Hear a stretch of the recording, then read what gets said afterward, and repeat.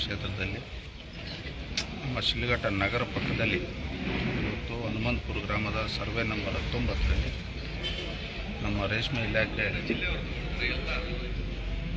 ವತಿಯಿಂದ ಇವತ್ತು 200 ಕೋಟಿ ವೆಚ್ಚದಲ್ಲಿ ಹೈಟೆಕ್ ಮಾರ್ಕೆಟು ಶಂಕುಸ್ಥಾಪನೆಯನ್ನು ಕರ್ನಾಟಕ ಸರ್ಕಾರದ ಮಾನ್ಯ ಮುಖ್ಯಮಂತ್ರಿಗಳು ಮತ್ತು ಉಪಮುಖ್ಯಮಂತ್ರಿಗಳು ಮತ್ತು ಸಂಬಂಧಪಟ್ಟಂತೆ 27 ಇಲಾಖೆ ಮಂತ್ರಿಗಳು ಈ ಒಂದು ಜಿಲ್ಲಾ ಮಟ್ಟದ ಕಾರ್ಯಕ್ರಮ ಇವತ್ತು ನಮ್ಮ ಶಿಡ್ಲಘಟ್ಟದಲ್ಲಿ 24ರಂದು ನಡೀತಾ ಇತ್ತು.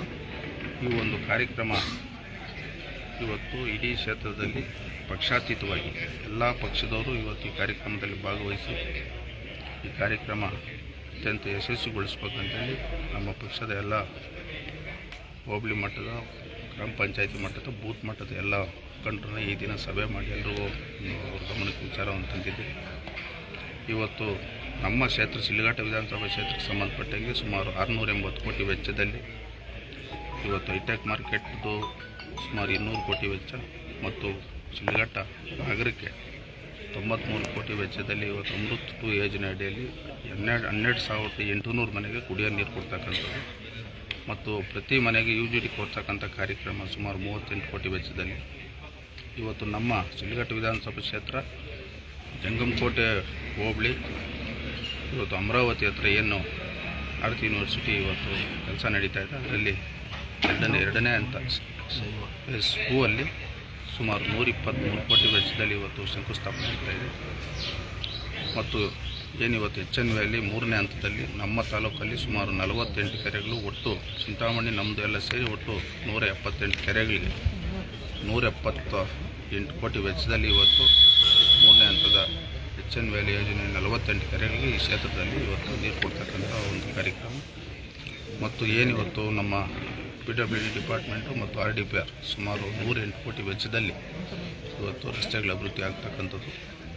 ಇವತ್ತು ನಮ್ಮ ಸಾದ್ಲಿ ಗ್ರಾಮದಲ್ಲಿ ಇವತ್ತು CHC ಮತ್ತು PHC ಪ್ರಾಥಮಿಕ ಆರೋಗ್ಯ ಕೇಂದ್ರ ಮತ್ತು CHC ಆರೋಗ್ಯ ಕೇಂದ್ರ ಎರಡೂ ಸಹ ಇವತ್ತು ಉದ್ಘಾಟನೆ ಸಹ ಆಗ್ತಾಯಿದೆ. ಇವತ್ತು ಹಲವಾರು ಇಲಾಖೆಗಳಿಗೂ ಇವತ್ತು ಸುಮಾರು 680 ಕೋಟಿ ವೆಚ್ಚದಲ್ಲಿ ಶಿಡ್ಲಘಟ್ಟ ಕ್ಷೇತ್ರದ ಇವತ್ತು ಅಭಿವೃದ್ಧಿ ಕೆಲಸಗಳು ಮಾನ್ಯ ಮುಖ್ಯಮಂತ್ರಿಗಳು ಉಪಮುಖ್ಯಮಂತ್ರಿಗಳು ಸಂಬಂಧಪಟ್ಟಂಥ ಎಲ್ಲ ಇಲಾಖೆ ಮಂತ್ರಿಗಳು ಬಂದು ಈ ಕಾರ್ಯಕ್ರಮವನ್ನು ಇವತ್ತು ನೆರವೇರಿಸ್ತಾ ಇದ್ದಾರೆ.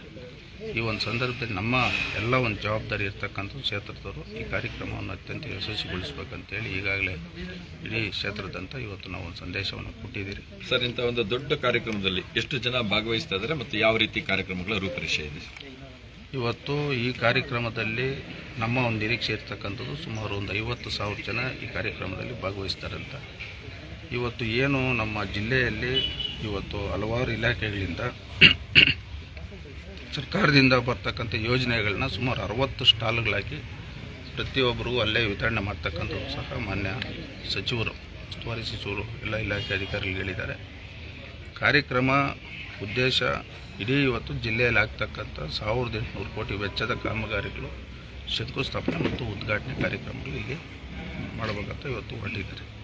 ಒಟ್ಟಾರೆ ಇವತ್ತು ನಾವು ನೋಡಿದಂಥ ಸಂದರ್ಭದಲ್ಲಿ ಇವತ್ತು ನಮ್ಮ ಶಿಡ್ಲಘಟ್ಟ ವಿಧಾನಸಭಾ ಕ್ಷೇತ್ರಕ್ಕೆ ಇವತ್ತು ಒಂದು ಅನುಕೂಲ ಆಗೋಂಥ ಪರಿಸ್ಥಿತಿ ಇದೆ. ಆ ಒಂದು ಕಾರ್ಯಕ್ರಮದಲ್ಲಿ ಇವತ್ತು ಈ ಕ್ಷೇತ್ರದಲ್ಲಿರ್ತಕ್ಕಂಥ ಸಮಸ್ಯೆಗಳನ್ನ ಮಾನ್ಯ ಮುಖ್ಯಮಂತ್ರಿ ಗಮನಕ್ಕೆ ತಂದು ಇನ್ನೂ ಹೆಚ್ಚಿನ ಅನುದಾನವನ್ನು ಈ ಕ್ಷೇತ್ರಕ್ಕೆ ತಂದು ಅಭಿವೃದ್ಧಿಪಡಿಸ್ತಕ್ಕಂಥದ್ದು ಪ್ರಾಮಾಣಿಕತೆಯಿಂದ ಪಕ್ಷಾತೀತವಾಗಿ ನಡೀತಾ ಇರ್ತಕ್ಕಂಥ ಈ ಕಾರ್ಯಕ್ರಮದಲ್ಲಿ ಹೊಸ ಪ್ರಾಜೆಕ್ಟ್ ಯಾವುದಾದ್ರೂ ದೊಡ್ಡ ವೇದಿಕೆಯಲ್ಲಿ ನೀವು ಆಗ್ರಹಿಸ್ತಾ ಇದ್ದೀರಾ?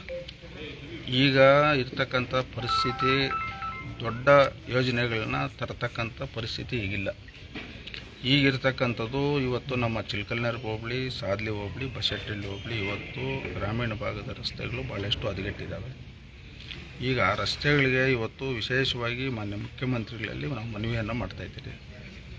ಎರಡನೇದು ಇವತ್ತು ನಮ್ಮ ಸರ್ಕಾರಿ ಶಾಲೆಗಳು ಇವತ್ತು ಭಾಳಷ್ಟು ಇವತ್ತು ದುಸ್ಥಿತಿಯಲ್ಲಿರೋದರಿಂದ ಸರ್ಕಾರಿ ಶಾಲೆಗಳಿಗೆ ಅನುದಾನ ಕೇಳ್ತಕ್ಕಂಥದ್ದು ಮತ್ತು ಶಿಡ್ಲಘಟ್ಟ ನಗರದಲ್ಲಿ ಇವತ್ತು ನಮಗೆ ಒಂದು ಗ್ರಂಥಾಲಯ ಇಲ್ಲ, ಗ್ರಂಥಾಲಯಕ್ಕೆ ಒಂದು ವಿಶೇಷ ಅನುದಾನ ಕೊಡತಕ್ಕಂಥದ್ದು ಮತ್ತು ಅಲ್ಪಸಂಖ್ಯಾತರು ವಾಸ ಮಾಡೋಂಥ ಸುಮಾರು 13-14 ವಾರ್ಡ್ಗಳಲ್ಲಿ ಭಾಳಷ್ಟು ಹಿಂದುಳಿದಿರೋದ್ರಿಂದ ಅಲ್ಲಿ ಅನುದಾನ ಕೇಳ್ತಕ್ಕಂಥ ನಮ್ಮ ಮಾನ್ಯ ಮುಖ್ಯಮಂತ್ರಿ. ಸರ್ ಒಂದ್ ಕಡೆ ಸರ್, ಒಂದು ಒಳ್ಳೆ ಕೆಲಸ ನಡೀತಾ ಇರಬೇಕಾದ್ರೆ ವಿರೋಧಗಳು ವ್ಯಕ್ತವಾಗ್ತಾ ಇದಾವೆ, ಹೋರಾಟಗಳು ಶುರುವಾಗ್ತಾ ಇದಾವೆ.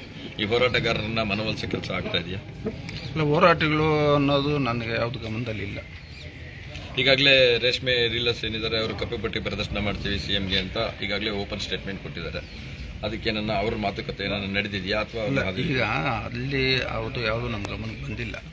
ಬಂದರೆ ಅವ್ರನ್ನ ಮನವೊಲಿಸ್ತಕ್ಕಂಥ ಕೆಲಸ ನಾವು ಮಾಡ್ತೀವಿ. ಸರ್ ಸಾವಿರಾರು ಸಂಖ್ಯೆಯಲ್ಲಿ ಜನ ಭಾಗಿಯಾಗ್ತಾ ಇದ್ರು. ಒಂದ್ ಕಡೆ ಕಾಂಗ್ರೆಸ್ ಕಾರ್ಯಕರ್ತರು ಭಾಗಿಯಾಗ್ತಾ ಇದ್ದಾರೆ, JDS ಕಾರ್ಯಕರ್ತರು ಭಾಗಿಯಾಗ್ತಾರೆ. ಇಬ್ರು ನಾನು ಹೇಗೆ ನಿಭಾಯಿಸ್ತಾ ಇದ್ರು ಸರ್ ಈ ಕಾರ್ಯಕ್ರಮದಲ್ಲಿ? ಈಗ ನಿಭಾಯಿಸೋಂಥದ್ದು ಏನಿಲ್ಲ. ಈಗ ಲೀಡರ್ಸ್ ಆದವರು ಕರೆಕ್ಟಾಗಿದ್ದರೆ ಏನು ಬೇಕಾದ್ರೂ ನಿಭಾಯಿಸ್ಬೋದು. ಈ ಮುಂದೆ ಹೋಗೋಂಥ ನೇಗಿಲು ಕರೆಕ್ಟಾಗಿ ಹೋದರೆ ಹಿಂದೆ ಬರೋಂಥ ನೇಗಿಲೆಲ್ಲ ಕರೆಕ್ಟಾಗಿ ಬರ್ತದೆ. ಈಗ ಉಸ್ತುವಾರಿ ಸಚಿವರು ನಾವು ಇದಕ್ಕೆ ಹೆಚ್ಚಿನ ಜವಾಬ್ದಾರಿ ವಹಿಸಿದ್ದೀವಿ. ಇಲ್ಲಿ ರಾಜಕಾರಣ ಮಾಡೋಂಥ ಕಾರ್ಯಕ್ರಮ ಅಲ್ಲ ಇದು, ಪಕ್ಷಾತೀತವಾಗಂತ ಸುಮಾರು ಬಾರಿ ಹೇಳಿದ್ದೀನಿ. ಬೇರೆ ಅಭಿವೃದ್ಧಿ ಒಂದು ಕಾಣಿಸ್ಬೇಕು ಬಿಟ್ಟರೆ ಈಗ ಅಲ್ಲಿ ಪಕ್ಷಗಳು ಯಾವುದೇ ಪಕ್ಷಗಳಿರ್ಬೋದು, ಚುನಾವಣೆ ಬಂದಾಗ ಅವರು ಶಕ್ತಿ ಪ್ರದರ್ಶನ ಮಾಡಲಿ, ಚುನಾವಣೆನಾಗ ನೋಡೋಣ. ಈಗ ಏನಿದ್ರು ಅಭಿವೃದ್ಧಿ ಆಗಬೇಕು ಅಂತ ಬಿಟ್ಟರೆ ಬೇರೆ ಇನ್ಯಾವುದು ಪ್ರಸ್ತಾವ ಇಲ್ಲ. Okay sir.